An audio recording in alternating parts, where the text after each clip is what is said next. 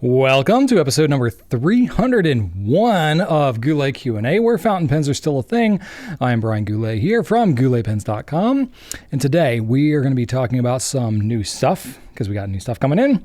And if I've ever heard from any customers with a latex allergy and pens that maybe should be avoided, hashtag not medical advice, with a little ball that it comes inside some converters is for, and is that necessary? What's that all about? Some bouncier steel nibs, similar to a Pilot Explorer, but maybe on a little bit nicer pen.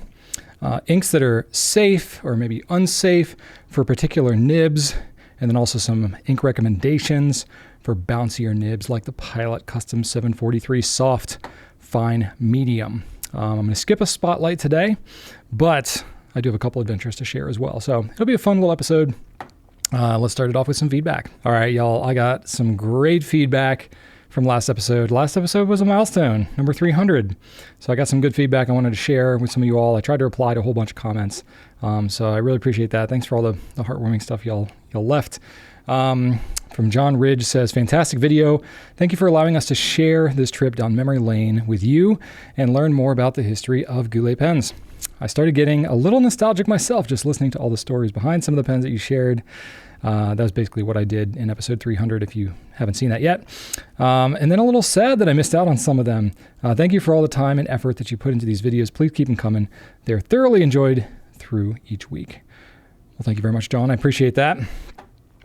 We have one from Francis Sten that says, I discovered your YouTube channel in 2013 when I received a Midori's Traveler's Notebook from Japan and watched your instructional YouTube video. That is an old video. I remember making that one. Yeah, still holds up though. Anyway, so then Francis says, then I went down the fountain pen rabbit hole. Congratulations on 300 episodes. There you go. Started out with the Traveler's Notebook and then went sliding down on that whatever hole, rabbit hole. Rabbit hole? Slide. What do you slide down? What do you call it? Slippery slope. There you go. That's the expression. All right. Michael Duncan says, you should still make some one-off pens and offer them for sale. I don't know about all that. I literally have not made a pen since 2010. So it's been a while. But I still have a lot of the tools. I still have not all the parts and stuff like that, but I probably could do it if I wanted to. But right now I don't have time. We'll see if I ever decide to do that one day. If I do, I'll show you. All right. Kathleen Cullenstern says, thank you for sharing your pens with a story. I used fountain pens in elementary school, starting in grade 3, when we learned cursive writing. In the 70s and 80s, I'd pick up a pen here and there when I saw one, mostly Parker or Schaefer brand, but they were not very popular anymore with ballpoint and rollerball taking over. In 2016, a student of mine was using a TWSBI Mini to take notes in math class. I asked him about the pen and he directed me to your website. So I consider my TWSBI Mini as the pen that started me in the hobby. That's so cool. I remember thinking $60 was a lot for a small pen, but I bought it anyway, along with a bottle of Detrimentus Document Turquoise. I probably have about 80 pens now and enjoy the hobby immensely. And there's more to it, but I'm going to cut it off there. Well, that's really cool, Kathy. I'm super honored to hear that. That is just such a cool thing. I definitely run across a good number of people that use fountain pens at some point earlier in their life, fell out of it for many, many years, and then rediscover it. And those are always really cool stories to hear. That was not my experience, but it's a lot of people's experience, and that's always really awesome to see. And a good number of teachers and students that end up kind of influencing each other in the pen realm. That's really cool to hear too. All right, continuing on, we got one from Trish RN. It says, appreciate your effort and time spent on your videos. I can see the effort you put into each one by the quality of the editing, the lighting, and the audio. It's so much better than most of what's on YouTube. I went down this rabbit hole 4 years ago and haven't climbed out yet. Your videos were some of the first I found, and I'm so glad I did due to your effort in sharing the love and knowledge of all things fountain pens. P.S. Your website is fabulous, among the best out there. Love the format and easy navigation. Well, that's cool. Rachel has a lot to do with that, so she always likes to hear that that kind of feedback. That's really cool. Thank you. I appreciate that. Yeah, it's definitely a good amount of effort on the production side of things. And there's a fine balance to walk there. I don't want to focus too much on production and, have that kind of take over. I always want it to be form over function. No, function over form. Yeah, right? I want the content to be the best part of it. But, the quality of the content obviously matters a lot too. All right, and then 2 more. Okay, hang in there with me. Judy Jacobs says, Brian, the cuneiform tablets, this is going back before episode 300. So, Brian, the cuneiform tablets is where I was talking about reeds as writing instruments. Cuneiform tablets were most likely marked with a solid carved stick, not a reed. The method was used from around the 24th century BCE until the 1st century CE. Reed pens are still made, and bamboo is a reed, because I was not sure about that.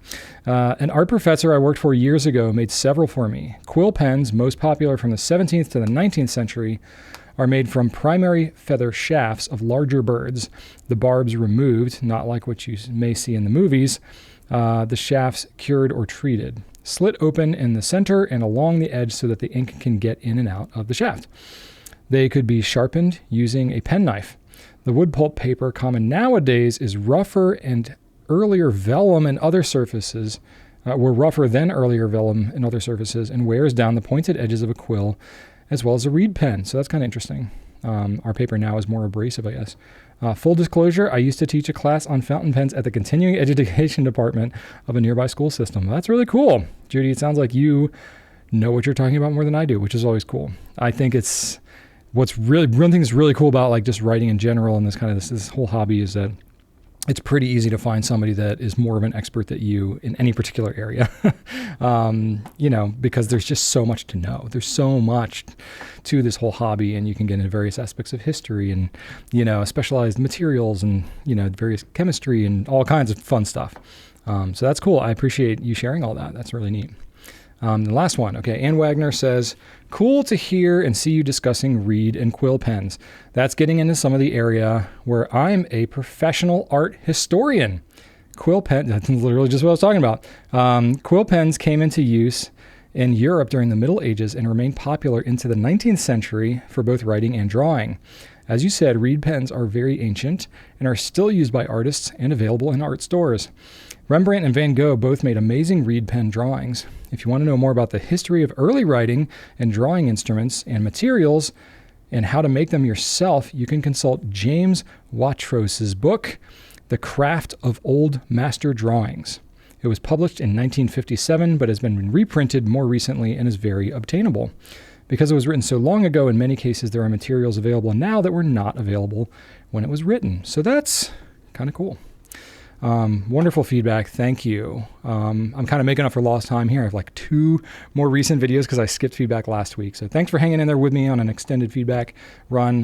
Now let's talk about some new stuff. All right. So the newest new stuff, one of the more exciting things is LAMY came out with a new Safari. So got a video about this on Monday. If you haven't seen that yet, it's the LAMY Safari Scarlet. So this is not a special edition. This is a new regular edition color, just like the steel black was last year. So just launched this week, extra fine through broad nibs, $29.60, just like the other Safaris.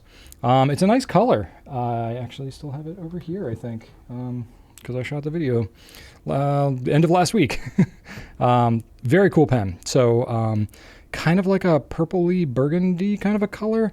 I think of scarlet as like more of a bright red, but there, some scarlets can be darker like this, but it's more of like a plum kind of color. Looks really nice. I think it's really cool. All matchy, no like contrasting grips or anything like that. So, very, very straightforward looking pen, nice color, and a good addition to their regular lineup. So go check that out. We'll have them available as of when this video publishes. Then we also have a new Diplomat Viper. So there are 2 colors, or there were previously, black and blue. And we didn't get great stock of them until more recently. So I did get some criticism about not having it in the hottest pens of 2024. I really wanted to put it in there, but just we had gotten so few of them, I didn't feel like I could really call it the hottest because it hadn't really stood the tests yet to be getting people's hands. But anyway, I think I might put it in there this year because it's a great pen. It's got a hooded nib.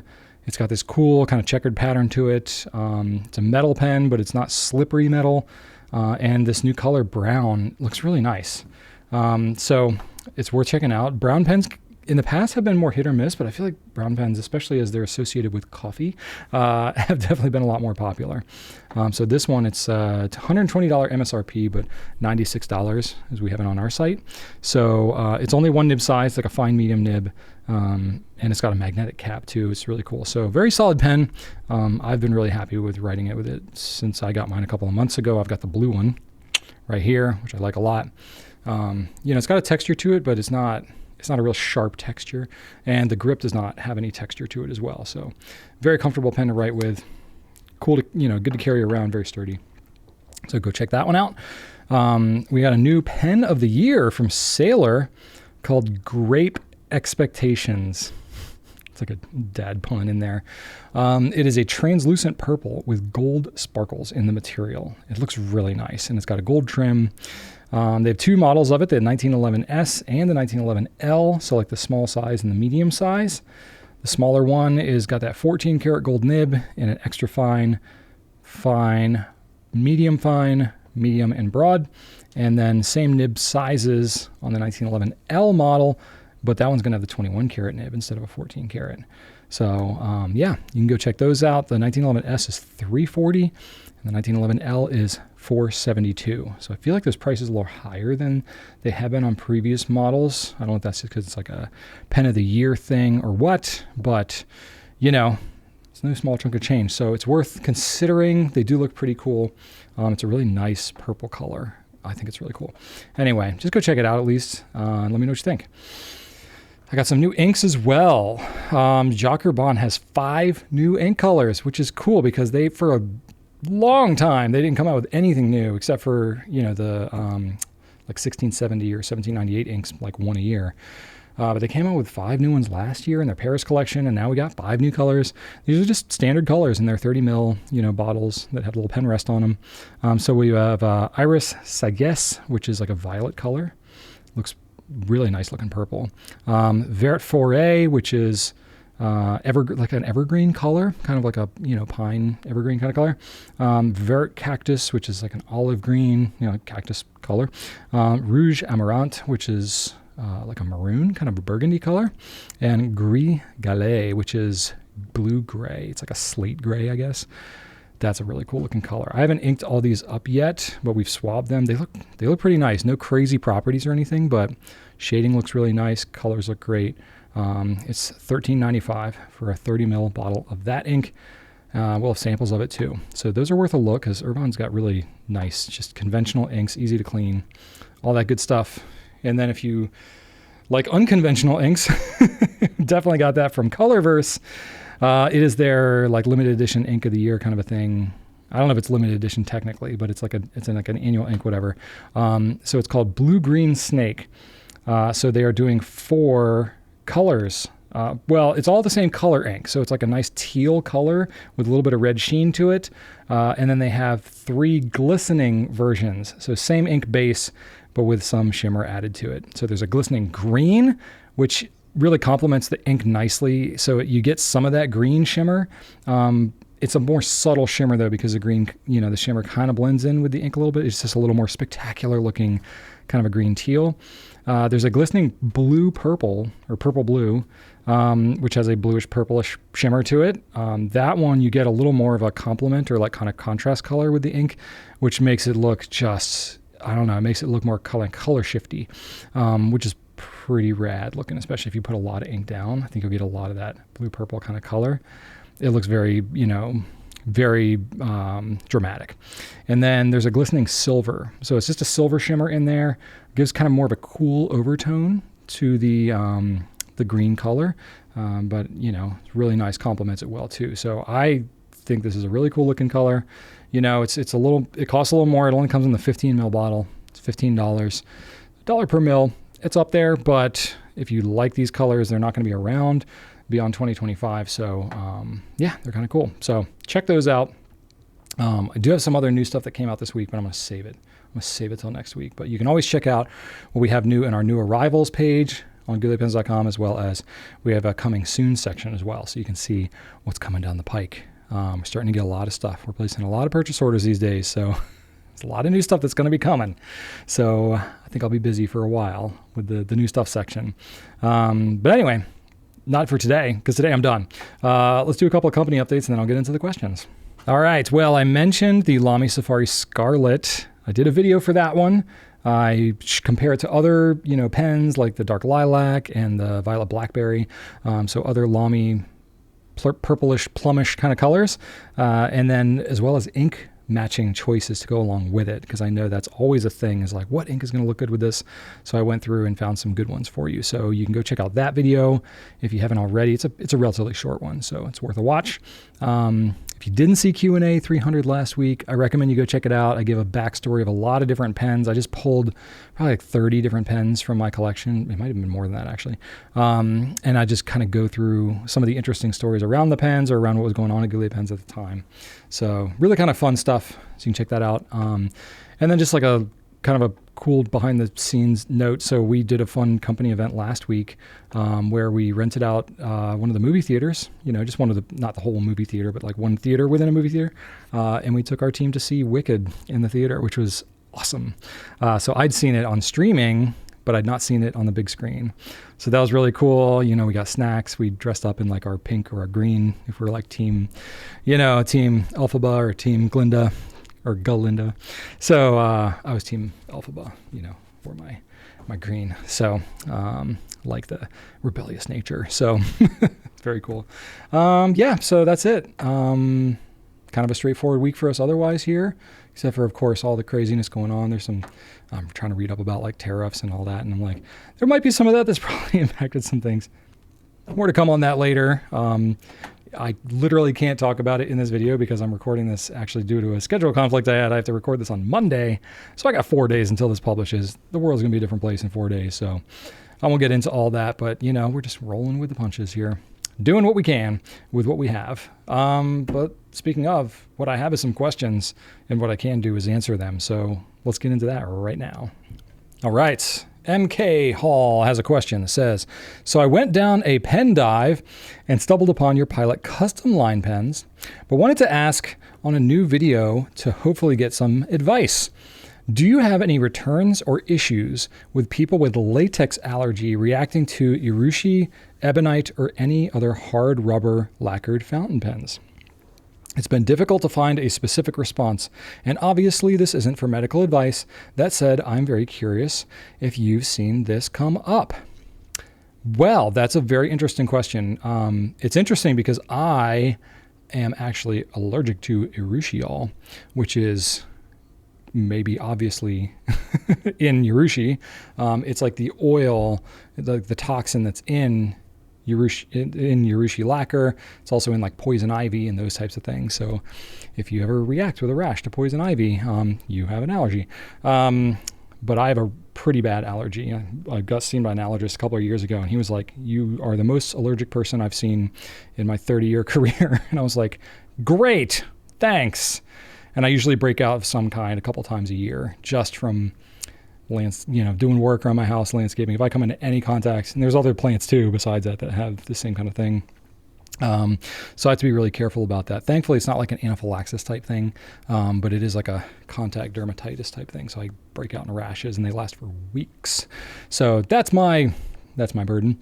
Not to get too much into the gross medical stuff, but I'm very sensitive, literally and like physically and emotionally sensitive to these types of allergens, specifically when it's related to pens, because pens are something that you touch and you hold and you have prolonged exposure if you're using a pen that you have some kind of allergen to. But what I can say is that, I'm deviating a little bit here, but you brought up urushi and it hits close to home for me. Any like fully cured urushi lacquer pen is perfectly fine. I've not had a breakout. The only time I've ever had an issue with pens is if it's coming from like an independent maker and, it hasn't like fully cured. I mean, I'm talking like long beyond, because like, not to get all into it, but when there's urushi, literally each layer has to cure, and it cures from the inside out, I think. So it's like if you put down a layer and it's not fully cured and you put another layer over top of it, then it has to like work its way up. So I guess it cures from the outside in, whatever. Anyway, so it can be like you can put on all the layers, and if you don't cure that like bottom layer, like months later, it can work its way through to the top and then have some of the toxin kind of a thing. So if any of those layers is not fully cured, I'm going to break out. So I've never had that be an issue with any pen from Namiki or Sailor or Tatcha or like Pelican. I'm trying to think of who else has ever done like urushi maki type stuff. LAMY did one a while ago with the Dialogue 3. So I've never had an issue with any like commercially made like brand that we carry on our site. But I do get to be sort of a litmus test. So whenever there's a new pen, it's like, I will hold it. And it's like, well, if I break out in a rash, then we know it's going to be maybe an issue. But I've talked to other like people who work in this kind of stuff, and they're like, yeah, it doesn't come up a lot in the fountain pen world, because I guess, there's not that much of it really in a pen, especially by the time it's cured. But if there's an issue with it, I'm going to find it. So anyway, you're talking about a latex allergy though. So latex allergy, from what I understand, has nothing to do, and again, not medical advice here. Please go see your doctor, all this kind of stuff. But if you're just curious, I will share what I know, all disclaimers. Don't take anything. This is for entertainment purposes only. So I don't know a lot about latex allergy. I do not have one. But apparently like 1 to 6% of the population has it. A lot of people in the medical industry or people who like wear latex gloves a lot. It's, from what I understand, latex allergy is like a sensitizer type allergy, which is actually similar to, urushi. So basically the more you're exposed to it, the more likely you are to become sensitive to it. So it's something that can like build up over time, and then you'll have stronger and stronger reactions the more you're exposed to it. So I think for that reason, there's a lot of people that have a latex allergy who have like worked a lot with latex. And there's varying degrees of it, but I think contact, dermatitis type thing is probably the most common. I have not, from my memory, and again, I haven't read every interaction that we've ever had over 15 plus years in this company, but I feel like something like this is something that would have come up for my team, or maybe something I would have remembered certainly if I had interacted with it at any point. But I don't recall anybody who's ever written to us saying I've had an allergic reaction or I've had a sensitivity or whatever to one of the pens, especially like a urushi or an ebonite pen. So that doesn't mean that there couldn't be. That doesn't mean that somebody might have written us or alluded to it or something like that, and I just don't remember. I never heard about it. But it's definitely not a common thing that we hear about. But that said, I tried to do a little research because, there's varying types of rubber, varying types of, things like that. So a lot of it comes down to individual stuff. This is why you need to see your doctor and get recommendations and tests and stuff like that if you have this issue. But from what I understand, ebonite, which is like technically a brand, it's hard rubber or vulcanized rubber. I believe vulcanization is also a name brand thing. I think that was Goodyear that came up with that. It's basically what tires are made out of, that like baked rubber. So anyway, hard rubber, which is typically what you see with fountain pens, they do still have some latex stuff. Not nearly as much as you do with other types of latex, certainly not as much as like the latex sap that comes right out of the tree. But apparently there can still be some exposure to latex with a hard rubber like an ebonite pen. Now, if it has any type of coating on it, I think you're in much better shape. So actually to that degree, if you have a pen that's a urushi lacquer over top of ebonite, that's actually the best type of ebonite pen you could possibly use, because that lacquer coating is going to, mean you're touching the lacquer. You're not touching the ebonite. Now, technically still there could be like dust on the inside of the pen or something like that. I don't know. There's still be some degree of exposure or whatever. But again, I've never heard from anybody that's had an issue with these things. I think it's a matter of like, if you really want to play it safe and you have this allergy, don't use any ebonite pen or don't use any hard rubber pen, because you're sort of playing with fire a little bit. And it's kind of thing like, it may not be an issue for a long time, but if you are exposing yourself to more of that to any degree over time in your life, you might be sensitizing yourself to it even more. So, that's my thing now. Like, I know with me, with my urushi allergy, it's the kind of thing like, I know that if I go into my woods, which I do like to do, I have trails, I go into the woods, I basically wear like full pants, full long sleeves, even in the summer. It makes it very, very hot for me, but it's much better than having an allergic reaction. So it's just one of the precautions that I take. So, for me, if it was like, if I, and even now, actually, if there is a pen that it's from a brand that I've not interacted with and it's got a urushi coating on it, I just don't touch the pen. It's just not worth it to me. So same kind of thing, like if you have this allergy and you know that you're holding a rubber pen, essentially, and you're touching that rubber, you're taking a calculated risk yourself. Just because I haven't heard about somebody having an issue doesn't mean that there couldn't be an issue. So you have to make your own decisions. I don't think it's probably a huge issue. I saw some like posts on Fountain Pen Network and stuff like that, because I tried to do a little bit of research from people that like have a known allergy and operate in the pen world. And a lot of people said like, yes, I have this allergy, but I've never had a problem with my pens, etc. Again, could be a sensitizer over time kind of a thing. But I think it's just a matter of your own risk tolerance and how prudent you want to be with that.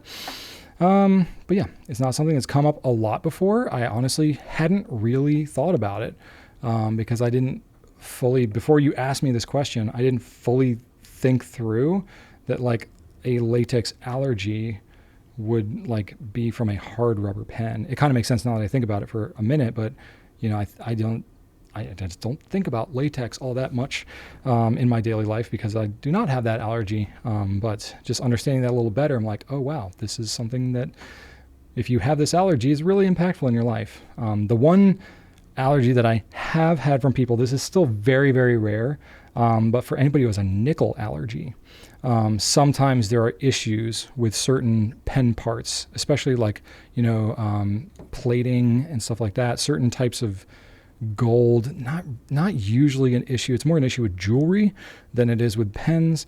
But anybody's got like a really bad nickel allergy, they will have to use pens that they know like that there's no trim or anything that's got like a metal that has potentially nickel in it. If it's gold, it's got to be a certain like level of purity, because nickel can sometimes be used in gold to be in the mix if it's like a 14 or 10 karat gold. And plating and stuff like that. But, any nib with like gold nib with like rhodium plating and stuff would be perfectly fine, because again, you wouldn't come in contact with it. But anyway, I digress. So allergies, definitely something you have to pay attention to. And I would pay a little closer attention with a pen, because you are holding it in your hand for extended periods of time. But, there you go. Ask a doctor. All right, next question. This is from Uncle Don 226. Says, quick question. Why do some converters have a little ball bearing inside them? Please forgive me if this has been asked before. I'm sure it's been asked before, but it's probably been a while, and I got my cool new camera set up, so I wanted to show you some converters. So let's take a look at some converters, shall we? All right, so probably the converter that a lot of you have that you can think of that has these little balls, these little ball bearings things, is the Pilot Con 40.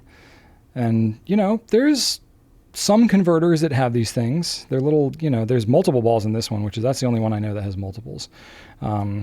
Basically, it's like an agitator. So if the ink itself, wanted to stay kind of mixed, kind of like if you have like a spray can, you've got like that you call it like a rattle can, spray can, aerosol can, for like spray paint or lacquer or something like that. It'll have a little ball inside it to help keep the mixture kind of mixed up and agitated. Maybe they kind of serve that purpose, but actually what I think most of the purpose is, for a pen, particularly one like the Vanishing Point, which I know is a little bit more of an issue for the Vanishing Point, because it's not your conventional pen. I'm trying to see if I have one to show. I do have one back up on my shelf up here. Hang on. Okay. So this is Black Matte Vanishing Point. So if you think about it, the clip is up here near the nib, which normally is not the case. Normally, if you have a pen, the clip is, well, I guess if you have it up in your pocket, yeah, okay. You do, yeah, it's kind of similar. Okay, never mind. Yeah, actually, well, okay. In any case, yeah, I guess this is how most pens are. The nib is up while the pen is in your pocket. Okay, so the fact that the Vanishing Point actually is no different than a regular pen, now that I, use my brain for 2 seconds. But anyway, when you have the pen clipped in your pocket, if you think about the position that a converter might be in, I'll go to the Pilot because, I'm showing you a LAMY with a Pilot. Anyway, so when you have this pen in your pocket, the ink is all going to drop to the bottom of the converter, or like the back of the converter technically. And then when you go to write with it, it's flipping it upside down. So the converter's doing this little back and forth thing, all day long as you're, capping and uncapping your pen or writing with it, putting in your pocket, whatever. So those little balls, these little agitator balls, not only are going to help to like mix up the ink a little bit, which sort of matters, not so much, but what can happen in a wider type converter like the Pilot ones that have just like a big opening like this, what can happen is the surface tension of the ink can actually like hold the ink in the back of the converter. So when it flips around, it can actually hang back in the converter and not make contact with the feed and therefore not really be able to write. So Pilot developed this, they had an old style. If you remember the Pilot Con 50, way back in the day, they had that version that was just plain. It was just, kind of open like this. And,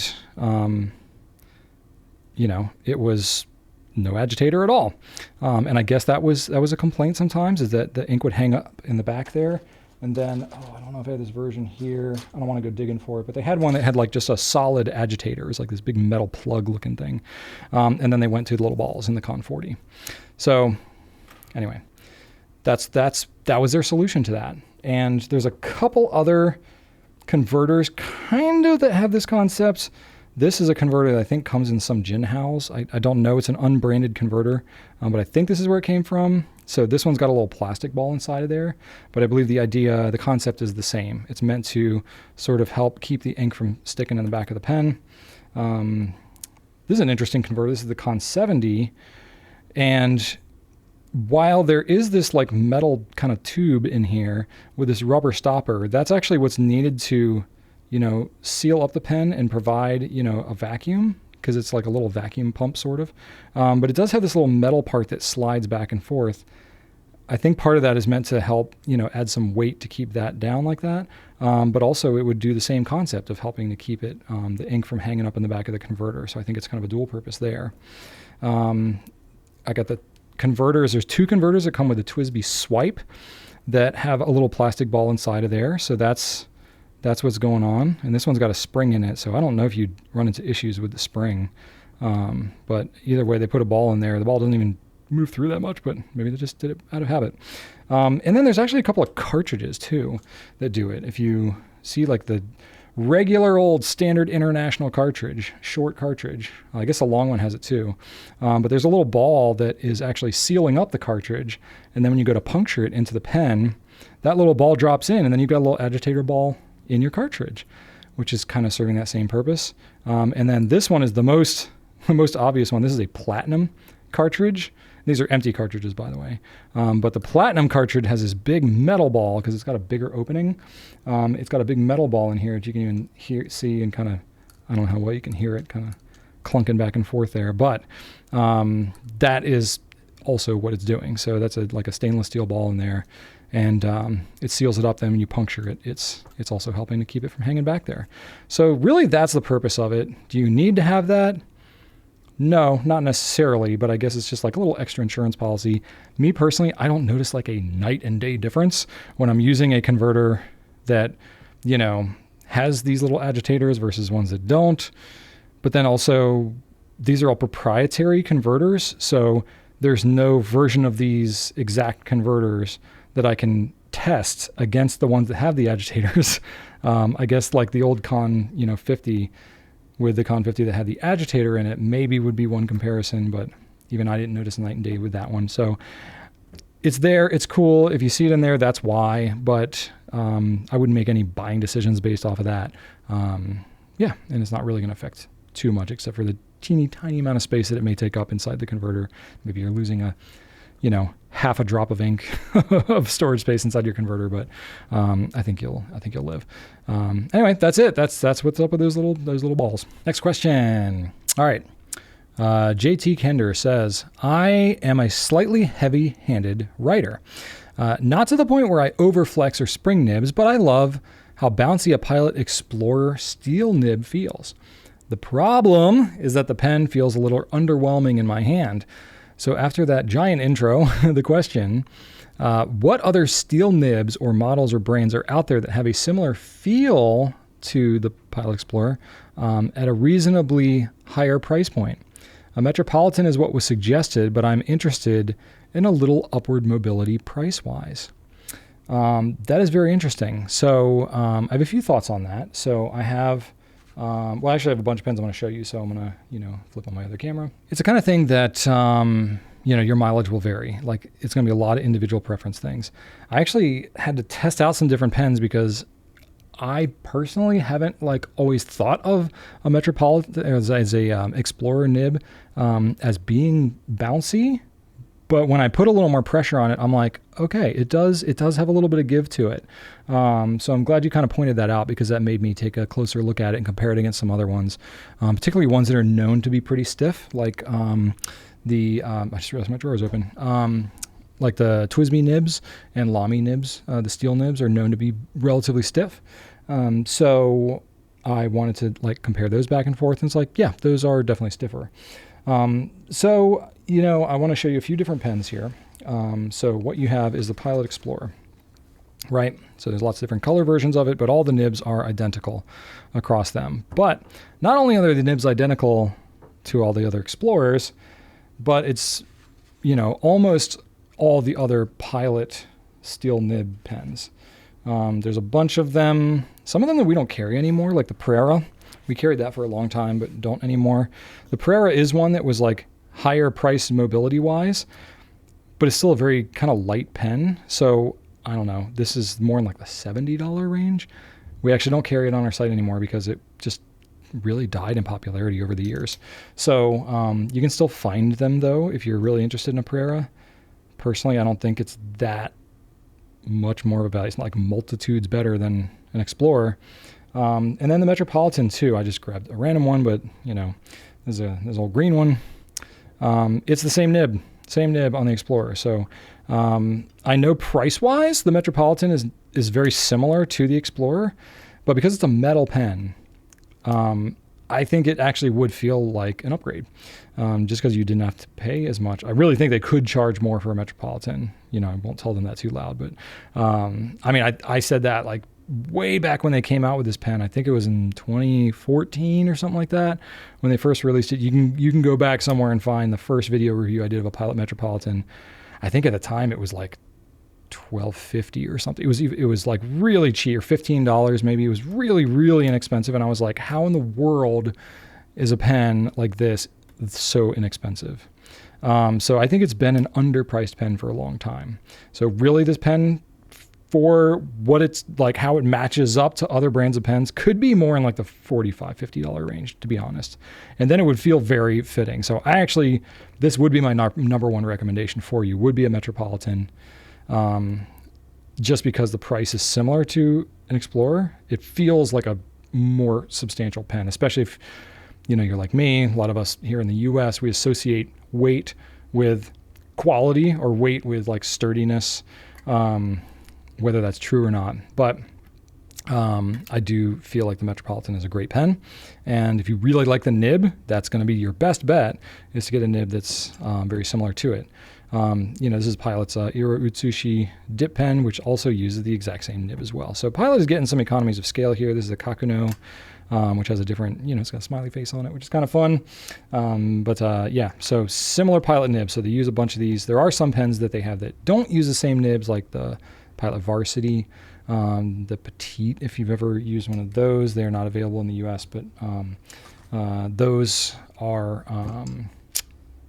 what was I going to say? Those are blah, blah, blah, blah, words.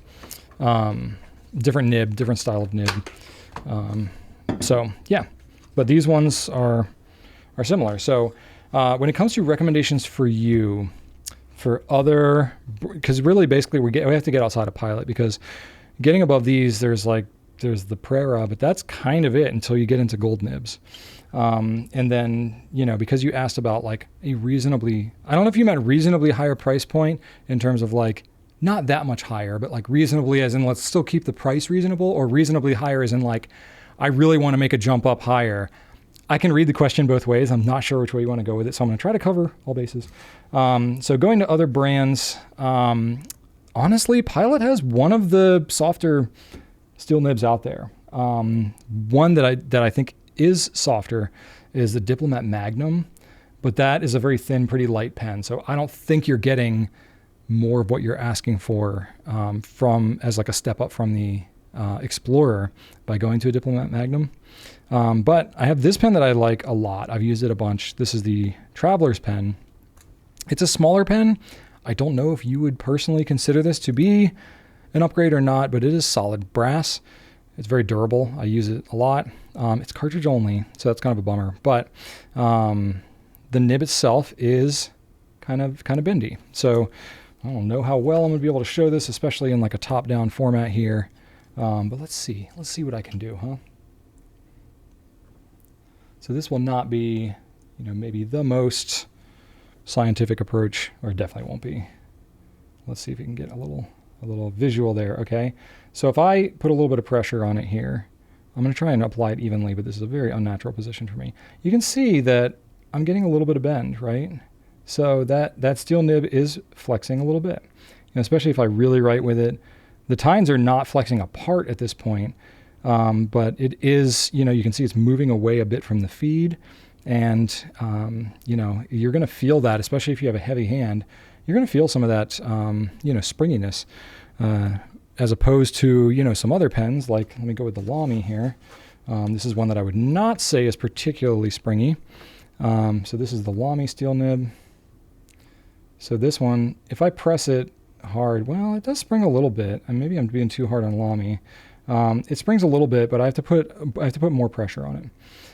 So there's that, and even then, like LAMY Studio, maybe if you like the LAMY nibs, the Studio would be like a nice kind of upgrade, I guess. Maybe even an All-Star, because that goes to metal. And then TWSBI is another one that can sometimes get associated as having a pretty stiff nib. This I've got a TWSBI. This is the VAC 700. So this is their bigger nib, which actually should be a little springier. Let's see, I have my autofocus on here, so I got to kind of trick it into focusing. So this one, if I put the same amount of pressure as I was just doing on the other two pens, this is all I'm getting. So TWSBI's got some pretty stiff nibs. They write great, but they're pretty well known for not being soft. And that's okay. Another one that I found that felt like an upgrade, but didn't break the bank and still had a steel nib, was Kaweco. They're, especially their All Sport. Still a steel nib, but this pen is, it's going to be closer to $100, depending on which version you get. This one, if I press it down, I get a little bit of bounce to it too. So it's going to feel a little bit more than a LAMY, maybe slightly less than a Pilot. But you can still get some kind of springiness with your All Sport. It's the same nib that's on like the Classic Sport, the plastic version. But that doesn't really feel like an upgrade from the Explorer. This one definitely feels sturdier, looks really nice. So might be considered more of an upgrade, but that's very subjective too. So those are just some suggestions. But if you like the Pilot, and depending on how much you're trying to go up in price, my number one recommendation for you would be the Pilot E95S. Or the Pilot Falcon, I guess. They're pretty similarly priced, but I love the E95S and the way it writes. It is soft, it is springy, and actually gives you a little bit of line variation too. This one is going to be more. It's going to jump you up into like the $160 range. So it definitely is a jump. But if that was the reasonable, like a reasonably higher price, like considerably higher, I guess that's how I read it, this would be my recommendation for you. Otherwise, you can test out some of the other ones, but I think honestly, the Metropolitan is worth a very serious look for you, and that's the one that I would urge you to try first. Next question, here we go. MH7-256 says, is there a nib size that's safe to use any inks without ruining the pen? I sometimes like a fine nib, but scared to use the wrong ink in it with anything shiny for fear of ruining it. Maybe like a shimmer ink. That's kind of how I'm reading that.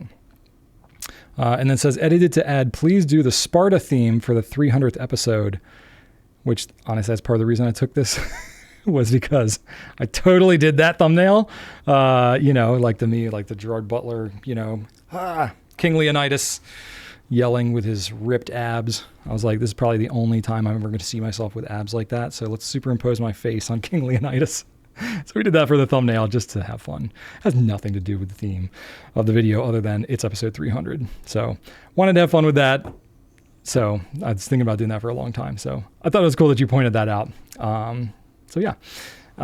Okay, so to get to the root of your question though here. So I don't know what you've heard about any of this, but ruin to me is a very strong word. And it's one that gets tossed around, especially for people who are newer to pens, or maybe have some experience with some vintage pens that like have, some materials or parts to them that may already be kind of degraded. And then, they feel like at certain points it gets ruined. It's pretty rare for any ink to ruin a pen. Very, very uncommon these days, especially with modern pens and modern ink formulations. Pretty uncommon. So it's not something that I would really be afraid of very much. Reading into your question maybe a little bit with what I think is probably maybe some of what you've heard or are concerned about is if you're using shimmering ink or a high sheening ink in a fine nib, it can be more likely to clog or maybe be harder to clean out or something like that. Maybe, not flow as well, something like that. It doesn't ruin it by any means, but I could see that as being something that would be problematic in some people's eyes. It's really not that problematic. It's just like it requires a little more maintenance, a little more attention. There may be some inks, if they're really heavily pigmented with certain like finer nib pens, it may have flow issues that are kind of just not worth the hassle. But it's not ruining anything. You can clean out the pen and it would be perfectly fine. You can ink it up with something else and just keep on going. So personally, I wouldn't worry yourself too much about ruining any fine nib with any conventional fountain pen ink. As long as you're using water-based ink that's made to flow in a fountain pen, the nib size won't matter in terms of whether the pen's going to work or not, like get ruined or anything. There may be some inks that pair nicely better than others, which is actually the next question I'm going to get to. But I don't think it's something that you can experiment with. And in worst case, you can always clean out the pen and kind of start over. So I think that it's a legit question that I think a lot of people, especially associate people newer to the fountain pen world. There's a lot of just overwhelming things, so many different interactions of pens and inks and nibs and all this stuff. You can read all kinds of crazy stuff, and people make some very declarative statements about their experiences or certain products or whatever online. But in my experience, I've never ruined any pen by putting a particular ink in it, unless I was intentionally trying to do so. We've ruined pens by putting like glow stick material in it and stuff like that because we wanted to see what happens, which, by the way, glow stick goo will melt a TWSBI Eco, just in case you were wondering, if you leave it in there for a few days. But obviously that was extreme. I've never used any fountain pen ink that's ruined anything personally, in thousands of pens that I've used. Not to say that something couldn't happen out there, but it's not something I would really lose a lot of sleep over. I think you can try different inks with different pens, see what works well for you, and just go nuts. And if it doesn't work great, then wash it out and move on and try something else. All right, last question. Holly C says, wow, 300 is a milestone. Congratulations on the success. Thank you. Quick, maybe question. Is there a good resource that explains the best inks for certain nibs? I'm asking because I'm relatively new to fully diving into fountain pens, having only the low-cost Kaweco and LAMY for several years, but getting a Pilot Custom 743 upgrade with a soft fine medium nib this Christmas. I feel like I'm slowly stumbling into realizing what inks work the best with it, but I am curious as to what else I might be missing. I had tried Diamine Autumn Oak, and it did not write well in this pen, but Iroshizuku inks write great. Is that because they write wetter? Thanks. Great question. There's a couple different things to unpack in here. First, I'm going to go very specific and answer your question about Autumn Oak and Iroshizuku. So specific to Diamine Autumn Oak, I find that ink is maybe a little bit more unique. It's a nice color. It's a nice autumny, orangey, bronze kind of a color. No crazy properties, but I find it to absorb into the paper, pretty quickly. It's not like a high shading ink. It seems to be fairly somewhat flat in color. It really depends on the paper that's used.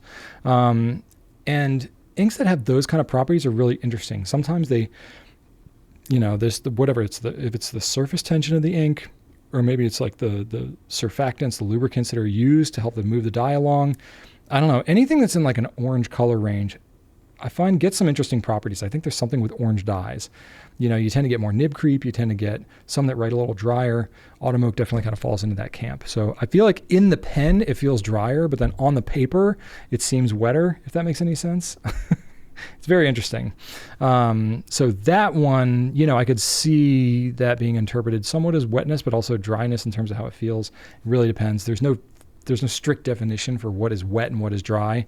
But I could see a world where autumn oak would not be your ideal ink in such a nib. Sometimes you just don't know these things until you try them out. So I wouldn't fret too much. I would say maybe that's just not the best pairing. You can probably still enjoy that ink in a lot of other pens. But I think you need a pen that probably can be a little more responsive, especially with a softer nib like that, softer gold nib like that. It's definitely going to feel very different coming from like a Kaweco or a LAMY steel nib. The response of that soft nib, especially on a Pilot soft nib, is gonna feel different. So I mean, if you think about it, Pilot Uroshizuku, it's Pilot ink. They're formulating that ink using the pens that they make, right? So those are going to be a good matchup. And I do find that Uroshizuku inks are generally pretty wet, not gushing, but they're very good flowing, pretty consistent. There's a reason why they're very popular inks. So I would say, it's going to be really subjective. It's going to depend a lot. It's going to depend on the paper that's used. It's going to depend on your writing style. If you write with a heavy hand, if you write fast, if you write slow, with writing angle you use, the rotation. There's so many different factors that go into how well you may perceive that an ink works in a given pen. But there are definitely physical properties at play, right? We just don't often know what they are, which is like a little bit crazy making. But it's kind of like wine. I use analogy a lot for wine to fountain pen ink. You should not drink fountain pen ink. That's where the analogy should stop. But you buy a bottle of wine, you may know the type of grape, or you can see what color it is, or what general category it falls into, but you're not getting like a full chemical breakdown of what's happening in that wine. You have to basically look to people that have developed a palate that can then review it and say it's dry, or it's this, that, and the other thing. But there's no like scientific measurement that's saying like this is dry, this is da da da da da. It's the same thing with fountain pen ink. So there's nothing coming from the manufacturer, generally speaking, unless it's some very specific property like waterproofness or light fastness or something, a pigmented or a shimmer ink. Those the manufacturer will say like, this is what's going on. But otherwise, in terms of like flow, dry time, shading, all that kind of stuff, the manufacturer is pretty much leaving it up to us users to figure all that out. So you asked me about, is there a resource that I can point to that is good for, explaining the best inks for certain nibs? And the bottom line is there's no one resource. I mean, we try to be a good resource as proprietors of these products. We try to have, product reviews. The reason we like people to leave product reviews on our site is to give you an idea if you're looking for something specific, to know, because honestly, there would just be way too much to try to explain every ink, every pen nib interaction. There's too many variables, honestly, is really what it boils down to. And maybe this is where our like AI overlords can come in one day and take all this over and give us better answers. But it's also like garbage in, garbage out information, right? So there's so many different combinations of ink and nibs and all this. And then you throw paper into the mix too. Think of how many variables there are. You're literally in like the hundreds of thousands, maybe even more than that, of different combinations. But then you also get individual writing style that can come into play too. So it's really hard. Then preference too. Like you can have the exact same pen, ink, whatever combination. you give it to two different people, their writing style is going to drastically change how it impacts. Or even if you have the same exact experience, one person may have a different preference and they may not like the way something writes versus something else. So it's like, there's no one answer for any of this, which is both beautiful and gives you like a lot of depth and interesting, like a journey to take as you're using a lot of these products. This is also why people get so many different pens and inks. It's not because we're just like obsessive and want to have all these things. It's because you do get a little bit different experience using different nibs, different pens, inks, papers, all this kind of stuff. It keeps the hobby very dynamic and very interesting. And then, just your own personal preferences. I know from having used fountain pens for, a decade and a half, that my own preferences can change over time. So I may have really loved using stub nibs at one point, and then I kind of cool off on that. And I like using, more mediums or flex or, my own preferences can change over time, and then they might change back. And, so it's like, it helps to have, a collection. It helps to have experience. This is why we sell ink samples, is because, it's a great way to get to test a whole bunch of different inks, because, you can read about it all day long in comments online or whatever. You can look at pictures that we have or whatever, but there is just nothing like putting the ink in your pen and trying it, so samples help tremendously with that. We started doing samples very early on. It was like literally a couple of months after we started selling fountain pen stuff online that we were like, we have to do samples. Like no one really was doing samples at that time. There might've been one other retailer that did very few of them. I'm not going to say that we came up with the idea. But we definitely were like hard driving to make that happen and make that a staple. And we've been all about it ever since, because it really helps. It's like, I'll get into this in a second with the Brian's adventures, but I'm in the middle of painting my son's bedroom, and we got paint samples, because it's like I can get all the paint chips in the world, but the lighting is different. I need to leave it up there. I got to see how it looks in different lighting, natural light in the morning, at night, whatever. And you just don't know until you kind of get in there. And it's like, ultimately it's like, does my son like it? That's what's got to matter. Because I might think it's like, I don't like that color, and he may love it and it'd be the right color. It's really not that different when it comes to pens and ink and stuff like that. It's like there's nothing like getting a sample, using it, seeing what you think of it. So for that matter, it is kind of maddening, because there is no one answer for any of this, unfortunately. So it's like a double-edged sword, I guess.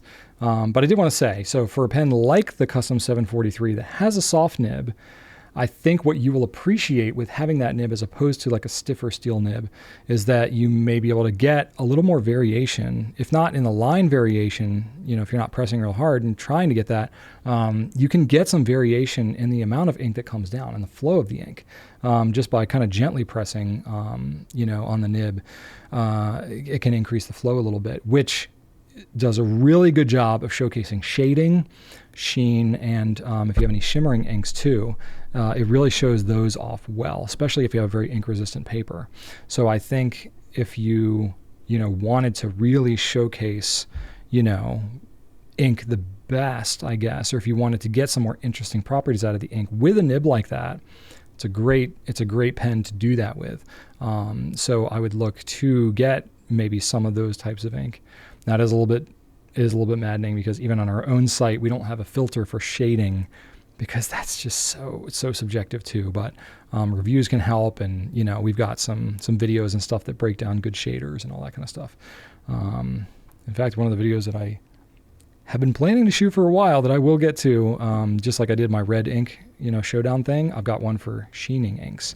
So I'm planning to shoot that very soon, but there's other stuff that keeps coming out. I'm like, I have to get this done too. But anyway, know that's coming at some point. Anyway, so yeah, I think that would be a great thing to look into with this particular pen that you have. Yeah, so hopefully that's helpful to you. I'm not gonna have a pen spotlight this week, but I'm gonna do my adventures, and then I've got a question for you. Not a fun fact, but a question. So let's get into Brian's adventures, shall we? All right. So I mentioned, last week or a couple weeks ago, I've got like development reviews and all this kind of stuff. So I'm still spending a lot of time in that area. So this is not super exciting stuff to talk about. And it's, fairly inside baseball in terms of Goulet pens. So not the most compelling thing and, all that. But I do have a couple things that I'm kind of working on. So, our weather here, I've been talking about weather for the last couple of months because it's been a bit crazy. It seems like our nicer weather is starting to break through. We may, knock on wood, be past our winter weather season here in Central Virginia. So it was nice. It was like in the 60s this weekend, and I got to get my bike out and go for some outdoor bike rides, which is wonderful. Oh, by the way, forgot to mention this at the top. Is daylight savings changed? You're springing forward this weekend. So if you live in the U.S. or I don't know who else observes daylight savings, know that that's a thing this weekend. So you're going to lose an hour of sleep on Sunday, but then it'll be later. It'll be lighter later, which will be nice. I really like that. Okay. Riding my bike outside, good for my physical health, good for my mental health. So that's been enjoyable. I mentioned I'm building a Gundam kit. I completed it. I'm still thinking about doing some like painting or panel lining or something like that on there. But anyway, I did it with my son. It was fun. I did it and I was like, cool. Now it's just kind of there. So it's cool. It's not like Lego where I can like take it apart and rebuild something or whatever. I'm like, it's kind of done now. So he's all into them. He's got a whole collection of them. And he's got a wish list that's like 80 kits long that he wants to get into, which is great because he's motivated to help with, doing jobs around the house. So he's like, waiting for the trash to get full so he can take it out. And I'm like, at 15 years old, I'm like, great. I'm trying to get him to learn, like, if you work and do things for others, you can get paid and then you can, get things that you want. So trying to lay down that concept nicely in these teenage years.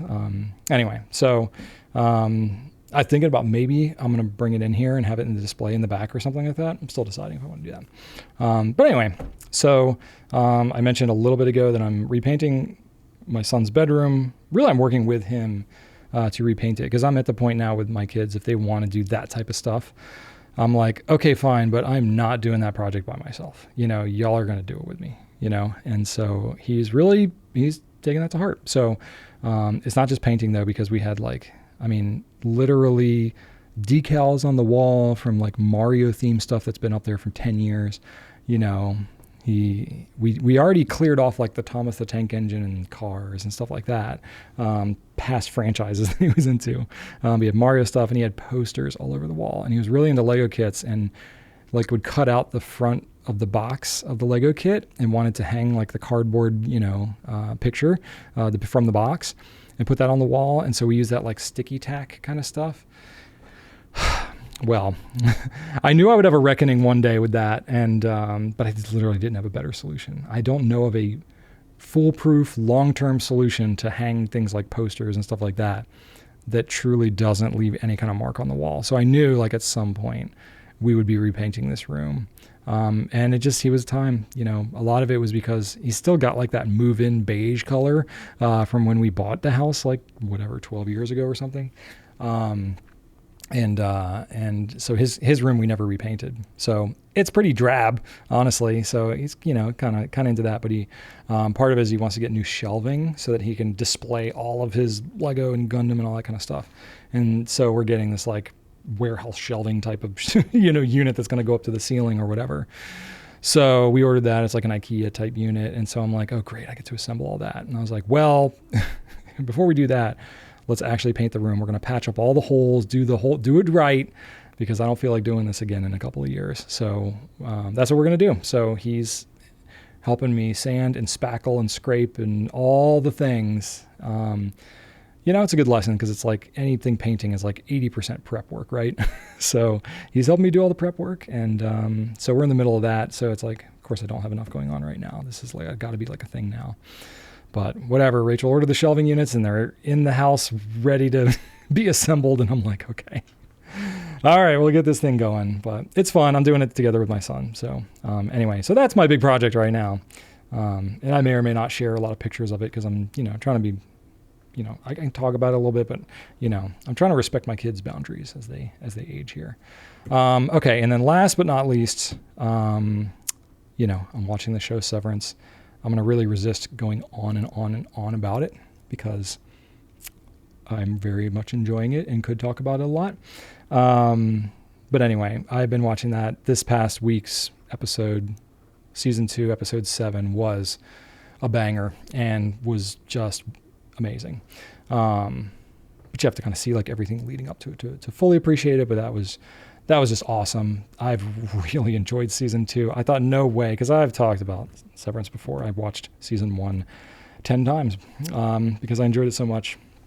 And I had like 2 years to wait for this. I discovered it, as the season was concluding. So it was really like 2.5 years I had to wait for season 2. So I watched it a whole bunch of times. And now that season 2's come out, I'm like, oh my gosh, this is even better than season 1. I would not have believed it, but it really has been awesome. So I'm enjoying the heck out of that, watching tons of like YouTube fan theory things about it.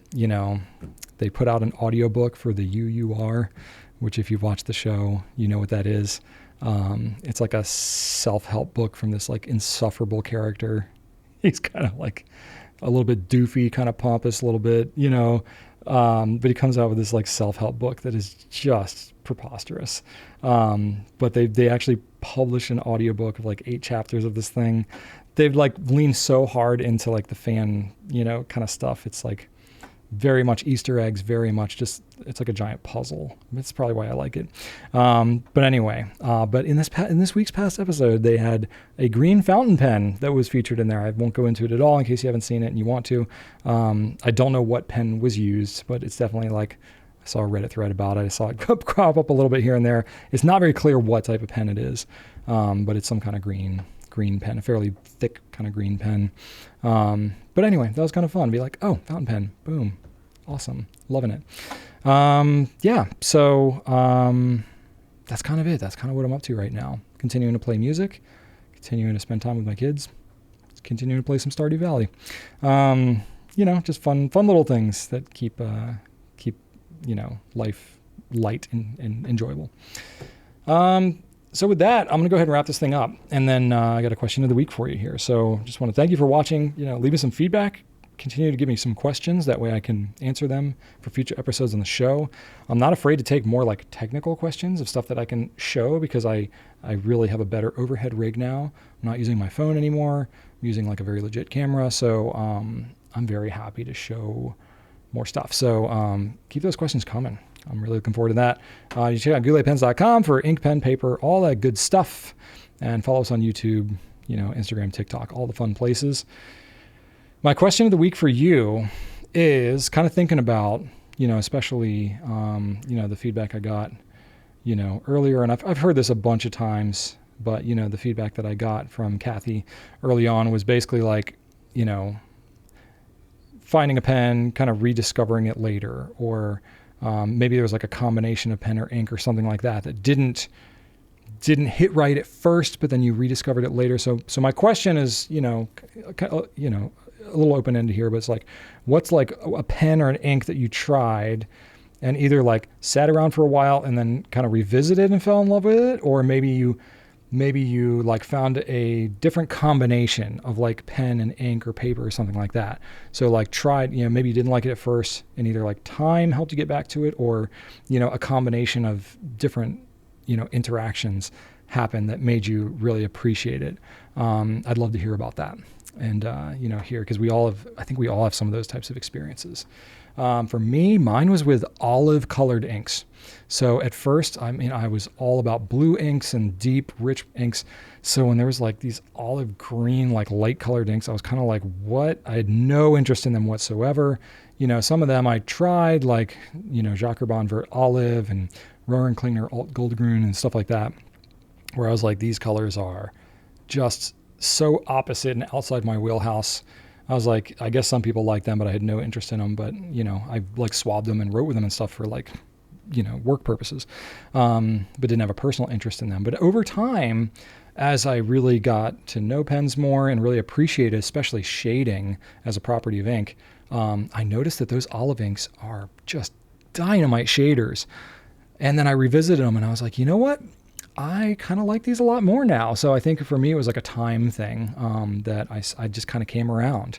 But then I've definitely had like other pens or inks or whatever where it's like, I don't love the way it writes with a certain thing, but then I try a different mixture and I'm like, oh, I love this combo, so there's definitely stuff like that. So I'm curious to hear what your experiences are like. So that's my question of the week for you. I plan to be back next week with episode 302, and I hope you have a wonderful week until then. Thank you so much for watching, and right on.